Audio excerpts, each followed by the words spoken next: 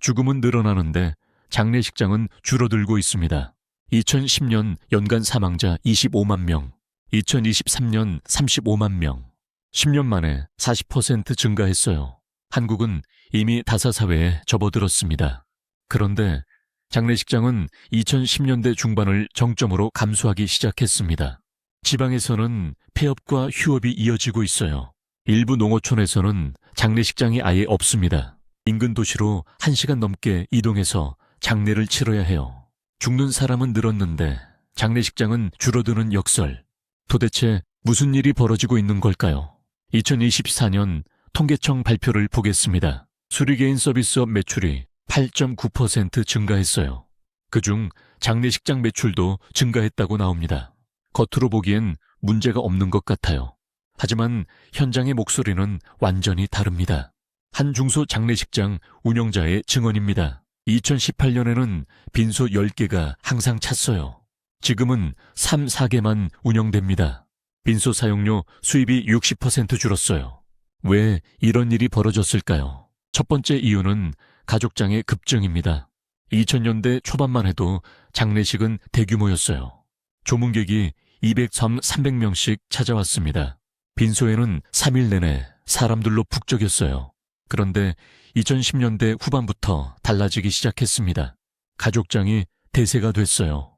조문객 100명 이하의 소규모 장례식입니다. 가족과 친척, 절친한 사람들만 모여요. 2025년 현재 가족장 비율이 60%를 넘어섰습니다. 이게 장례식장에 어떤 영향을 미쳤을까요? 빈소 크기부터 달라졌습니다. 예전에는 대형 빈소를 사용했어요. 지금은 소형이나 중형으로 충분합니다. 빈소 사용료가 평균 30% 낮아졌어요. 식음료 비용도 급격히 줄었습니다. 대규모 장례식에서는 조문객 식사가 큰 비중을 차지했어요. 하루에 200인분씩 3일이면 600인분입니다. 인당 2만 원만 해도 1,200만 원이 나와요. 장례식장 입장에서는 큰 수입원이었죠. 가족장은 다릅니다. 조문객이 100명 수준이에요. 하루 50인분이면 3일에 150인분입니다. 식음료 수입이 75% 감소한 겁니다. 부대 서비스 수입도 마찬가지예요. 두 번째 이유는 직장의 증가입니다. 직장이 뭔지 아시나요? 장례식을 아예 치르지 않고 바로 화장하는 겁니다. 일본에서 시작된 이 방식이 한국에도 확산되고 있어요. 일본에서는 전체 장례의 10%가 직장입니다. 한국은 아직 10% 수준이지만 빠르게 증가하고 있어요. 특히 1인 가구 고령자들 사이에서 많이 선택됩니다. 빈소 차릴 사람도 없고 조문객도 없다. 그냥 조용히 보내주세요. 이런 요청이 늘어나고 있습니다. 직장 비용은 얼마나 될까요? 평균 300만 원입니다. 일반 장례식은 1,800만 원 정도 들어요. 6분의 1 수준입니다. 장례식장 입장에서는 수입이 거의 제로예요. 세 번째 이유는 공설 장례식장의 확대입니다. 서울시가 2022년 서울추모공원을 확대 개편했어요. 경기도도 공설 장례식장을 계속 늘리고 있습니다. 공설 장례식장의 가장 큰 장점은 가격입니다. 민간 대비 20, 30% 저렴해요. 예를 들어볼게요. 민간 장례식장 빈소 사용료가 하루 150만 원이라면 공설은 100만 원 수준입니다. 3일이면 150만 원 차이가 납니다. 경제적 부담이 큰 유족들이 공설을 선택하는 거예요. 네 번째 이유는 병원 장례식장의 증가입니다. 서울대병원, 삼성서울병원, 아산병원, 대형 병원들은 모두 자체 장례식장을 운영합니다. 환자가 병원에서 사망하면 곧바로 병원 장례식장으로 이동해요. 별도로 다른 장례식장을 찾을 필요가 없습니다. 이게 왜 문제일까요? 병원 장례식장은 가격 경쟁력도 있어요. 거기다 편의성까지 갖췄습니다. 시신을 옮길 필요도 없고 이동 부담도 적어요. 민간 장례식장 입장에서는 고객을 빼앗기는 겁니다. 다섯 번째 이유는 장례 기간의 단축입니다. 전통적으로 장례는 3일장이었어요. 최근에는 1장, 심지어 1일장도 늘고 있습니다. 직장인이라 시간 내기 어렵다. 비발리 마무리하고 일상으로 돌아가고 싶다. 장례 기간이 줄면 어떻게 될까요? 빈소 사용료 수입이 비례해서 줄어듭니다. 3일이 2일로 줄면 수입이 33% 감소해요. 1일장이면 16% 감소입니다. 같은 빈소를 사용해도 수입은 절반 이하가 되는 거죠. 이 5가지가 복합적으로 작용했습니다. 가족장 증가, 직장 증가, 공설 확대, 병원 장례식장, 기간 단축. 결과적으로 장례식장 1건당 평균 매출이 급감했어요. 2015년 대비 2025년 건당 매출이 40% 줄었습니다. 죽는 사람은 늘었지만 돈은 안 되는 거예요. 그럼 장례식장들은 어떻게 대응하고 있을까요? 첫 번째 전략은 사업 다각화입니다. 상조 회사들이 여행 상품을 판매하기 시작했어요. 장례 플러스 여행, 플러스 라이프케어 결합 상품입니다. 장례만으로는 수익을 유지할 수 없다는 판단이죠. 두 번째 전략은 프리미엄 서비스입니다. 일본에서는 주택장이 유행하고 있어요. 단독주택을 본뜬 장례식장을 통째로 빌려줍니다. 가족들끼리 조용히 머물면서 장례를 치르는 거예요. 하우스 웨딩의 장례판입니다. 한국에서도 비슷한 시도가 나오고 있어요.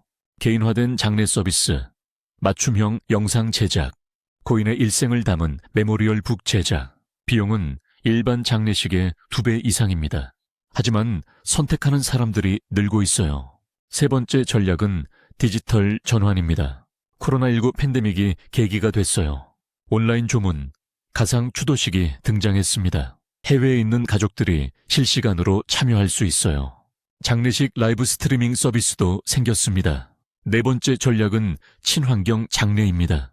유럽에서 시작된 녹색 장례가 주목받고 있어요. 생분해 성관, 자연 매장지 조성, 화장 대신 물화장 수장도 연구되고 있습니다. 환경을 생각하는 장례 문화입니다. 하지만 이런 노력에도 불구하고 현실은 녹록지 않습니다. 2024년 한 해 동안 전국에서 30개 이상의 장례식장이 문을 닫았어요. 대부분 지방의 중소규모 장례식장입니다. 신규 개장보다 폐업이 더 많은 상황이에요. 특히 농어촌 지역의 타격이 큽니다. 충남 홍성군의 사례를 보겠습니다. 2018년까지 3개의 장례식장이 있었어요. 지금은 1개만 남았습니다. 나머지 2개는 폐업했어요. 주민들은 차로 40분 거리의 대전으로 가야 합니다. 장례식장 종사자들의 상황도 악화되고 있습니다. 장례지도사는 3D 업종으로 분류되어 야간 근무, 격일 밤샘 저임금, 최저임금 수준의 급여를 받습니다. 1년 이상 일하는 사람을 찾기 어려워요. 대학의 장례지도학과도 줄줄이 문을 닫고 있습니다. 2015년 전국에 15개 학과가 있었어요. 2024년에는 11개로 줄었습니다. 절반 이상이 폐과된 겁니다. 미래를 보는 젊은이들이 없다는 뜻이에요. 그렇다면 장례 산업의 미래는 어떻게 될까요? 전문가들은 2가지 시나리오를 제시합니다. 첫 번째는 대형화와 통폐합입니다. 중소장례식장은 계속 사라질 거예요. 대신 대형 장례식장이 시장을 장악합니다. 병원 장례식장, 공설 장례식장, 대형 상조회사, 이 세 축이 시장을 나눠 가질 겁니다. 지방에서는 공설이 독점하게 될 수도 있어요. 민간 장례식장이 수익성을 맞출 수 없기 때문입니다. 결국 정부와 지자체가 공공 서비스로 제공하게 됩니다. 두 번째 시나리오는 완전한 변화입니다. 장례식장이라는 공간 자체가 사라질 수도 있어요. 직장과 온라인 추도가 기본이 되는 거죠. 필요한 사람만 오프라인 장례식을 선택합니다. 디지털 추모관이 장례식장을 대체하는 겁니다. 이미 조짐은 보이고 있어요.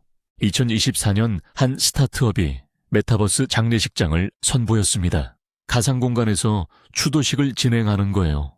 전 세계 어디서나 접속할 수 있습니다. 비용은 일반 장례식의 10분의 1 수준이에요. 하지만 이건 먼 미래의 이야기가 아닙니다. 지금 당장 벌어지고 있는 현실이에요. 우리가 준비해야 할 것들이 있습니다. 첫째, 장례에 대한 인식을 바꿔야 합니다. 허례허식을 버리고 고인의 뜻을 존중해야 해요. 둘째, 사전 장례 계획을 세워야 합니다. 어떤 방식으로 장례를 치를지 미리 정해두세요. 가족에게 부담을 줄일 수 있습니다. 장례 비용도 미리 준비하는 게 좋아요.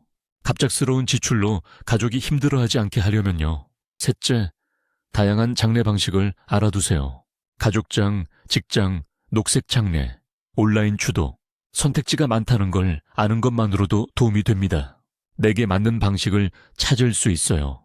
무조건 전통 방식만 고집할 필요는 없습니다. 장례 산업의 몰락은 단순한 산업 변화가 아닙니다. 우리 사회가 죽음을 대하는 태도가 바뀌고 있다는 신호예요. 형식보다 진심이, 규모보다 의미가 중요해졌습니다. 이 변화를 어떻게 받아들일지는 우리의 선택입니다. 이 영상이 여러분의 현명한 준비에 도움이 되길 바랍니다.